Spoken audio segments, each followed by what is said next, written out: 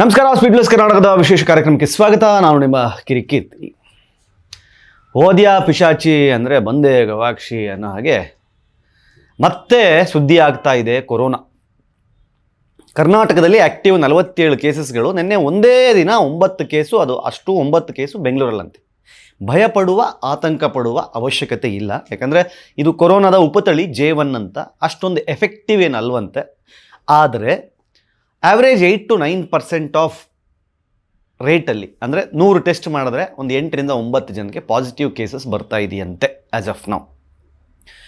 ಇದು ನೆನ್ನೆ ಮಿನಿಸ್ಟ್ರು ಗುಂಡೂರಾವ್ ಅವರು ಹೇಳಿದ್ದು. ಸೊ ಪರಿಸ್ಥಿತಿ ಹೀಗಿದೆ. ಸೊ ಇನ್ನೆರಡು ದಿನಗಳಲ್ಲಿ ಖಾಸಗಿ ಮತ್ತು ಗೌರ್ಮೆಂಟ್ ಆಸ್ಪತ್ರೆಗಳಲ್ಲಿ ಟೆಸ್ಟಿಂಗ್ ಸ್ಟಾರ್ಟ್ ಮಾಡ್ತಾರಂತೆ. ಅಂದರೆ ಬೇರೆ ಬೇರೆ ಥರದಲ್ಲಿ, ಅಂದರೆ ಉಸಿರಾಟದ ಸಮಸ್ಯೆ ಇಟ್ಕೊಂಡು ಬಂದವರು, ಶೀತ ಜ್ವರ ಇಟ್ಕೊಂಡು ಬಂದವರು, ಈ ಥರದ್ದು ಕೇಸಸ್ಗಳು ಬಂದರೆ ಅವರಿಗೆ ಕಂಪಲ್ಸರಿ ಕೋವಿಡ್ ಟೆಸ್ಟ್ ಮಾಡಿ ಅಂತ. ಸೊ ಹಾಗಾಗಿ ಮುಂದೆ ಸ್ವಲ್ಪ ದಿನಗಳ ಕಾಲ ಮತ್ತೆ ಈ ಕೊರೋನಾ ಕೊರೋನಾ ಕೊರೋನಾ ಕೊರೋನಾ ಅಂತ ಕೇಳ್ತಾ ಇರಬೇಕಾಗಿ ಬರುತ್ತೆ. ಆ್ಯಸ್ ಆಫ್ ನೋ ಏನು ರಿಸ್ಟ್ರಿಕ್ಷನ್ಸ್ ಇಲ್ಲ. ಈ ಕ್ಷಣಕ್ಕೆ ಯಾವ ರಿಸ್ಟ್ರಿಕ್ಷನ್ಸ್ನೂ ಮಾಡ್ತಾ ಇಲ್ಲ. ಯಾಕಂದರೆ ಭಯಪಡಿಸಿ ಆತಂಕಪಡಿಸುವ ಉದ್ದೇಶವಿಲ್ಲ. ಮೀಡಿಯಾದವ್ರು ಕೇಳಿದ್ರು ಲಾಕ್ಡೌನ್ ಮಾಡಿಸ್ತೀರಾ ಅಂತ ಮಿನಿಸ್ಟ್ರಿಗೆ, ದಿನೇಶ್ ಗುಂಡೂರಾವ್ ಅವರಿಗೆ. ನಿಮಗೆಲ್ಲ ಇಷ್ಟ ಇದ್ದರೆ ಹೇಳಿ ಮಾಡೋಣ ಅಂತ ಅಂದರು ತಮಾಷೆಗೆ.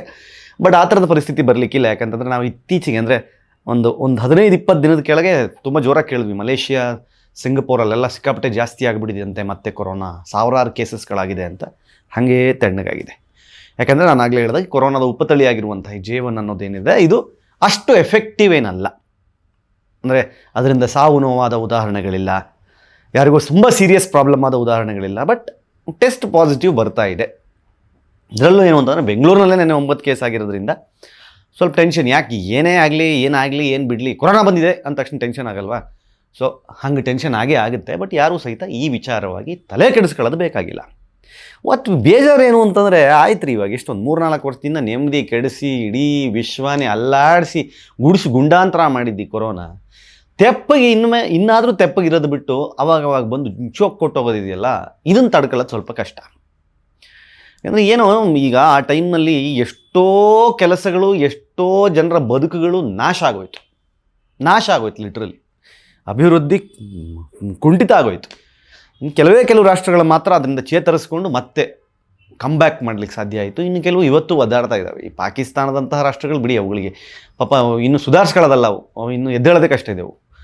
ಸೊ ಅಂತಹ ಕೆಲವು ರಾಷ್ಟ್ರಗಳ ಮಧ್ಯದಲ್ಲಿ ಭಾರತ ಸ್ವಲ್ಪ ಗಟ್ಟಿಯಾಗಿ ನಿಂತು ಇಡೀ ವಿಶ್ವವನ್ನು ಎದುರಿಸಿ ತನ್ನದೇ ಆದ ಒಂದು ವ್ಯಾಕ್ಸಿನನ್ನು ತಯಾರು ಮಾಡಿಕೊಂಡು ಅದನ್ನು ಬೇರೆ ಬೇರೆ ದೇಶಗಳಿಗೂ ಕೊಟ್ಟು, ತನ್ನ ದೇಶದ ಎಲ್ಲ ನಾಗರಿಕರಿಗೂ ಕೊಟ್ಟು ಒಂದು ಬಲವಾಗಿ ಕೊರೋನಾವನ್ನು ಎದುರಿಸಿದ ರಾಷ್ಟ್ರಗಳಲ್ಲಿ ಭಾರತ ಒಂದು. ಆ ಭಾರತ ಈಗ ಮತ್ತೆ ಲೈಟಾಗಿ ಕೊರೋನಾ ಕಡೆಗೆ ತಿರುಗಿ ನೋಡ್ತಾ ಇದೆ. ಬಟ್ ಈ ಕೊರೋನಾ ತುಂಬ ತಲೆ ಕೆಡಿಸ್ಕೊಂಡು ಕೂತ್ಕೊಳ್ಳೋಕ್ಕೂ ಆಗಲ್ಲ. ಮತ್ತು ಈ ಸಲ ನಾನು ಅದೇ ಹೇಳ್ದಂಗೆ, ಈ ಸಲ ಲಾಕ್ಡೌನ್ ಮಾಡ್ತೀನಿ, ಅದು ಮಾಡ್ತೀನಿ, ಜನ ಕಲ್ಗಿಲೆ ತಾಕ್ತಿದ್ದಾರೆ ಅಷ್ಟೇ ಪೊಲಿಟಿಷಿಯನ್ಸ್ ಮೇಲೆ. ಹಂಗೆಲ್ಲ ಆಗಲ್ಲ. ಈಗ ಅದನ್ನೆಲ್ಲ ತಡ್ಕೊಳ್ಳೋ ಶಕ್ತಿನೂ ಜನಗಳಿಗಿಲ್ಲ. ಭಾಳ ಕಷ್ಟಪಟ್ಟು ಅದನ್ನೇ ಹೇಳಿದ್ದು, ಲೈಫ್ನ ವಾಡ್ದು ಚೂರಾಗಿ ಹೋಗಿದ್ದ ಲೈಫ್ಗಳನ್ನು ಮತ್ತೆ ಟ್ರ್ಯಾಕ್ಗೆ ಕಷ್ಟಪಟ್ಟು ಮತ್ತೆ ತಂದುಕೊಂಡಿದ್ದಾರೆ ಜನ. ಸೊ ಹೀಗಿರುವಾಗ ಏನಾಗುತ್ತೆ, ಹೇಗಾಗುತ್ತೆ ಮುಂದೆ ಅನ್ನೋದನ್ನು ನೀವು ನೋಡಬೇಕು.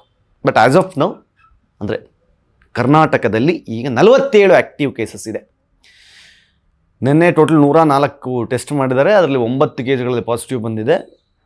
ಸೊ ಅದೆಲ್ಲವೂ ಬೆಂಗಳೂರಿನಲ್ಲಿ. ನಾನು ಆಗಲೇ ಹೇಳಿದಾಗೆ ಜನ ನ್ಯೂಸ್ ನೋಡಿ, ಪೇಪರ್ ನೋಡಿ, ಸೋಷಿಯಲ್ ಮೀಡಿಯಾದಲ್ಲಿ ಬರುವ ಕೆಲವು ವಿಡಿಯೋಗಳನ್ನು ನೋಡಿ ಟೆನ್ಷನ್ ಆಗಿ ಅಯ್ಯೋ ಮತ್ತೆ ಕೊರೋನಾ ಅಂತ ಟೆನ್ಷನ್ ಮಾಡ್ಕೊಳ್ಳೋ ಅವಶ್ಯಕತೆ ಇಲ್ಲ.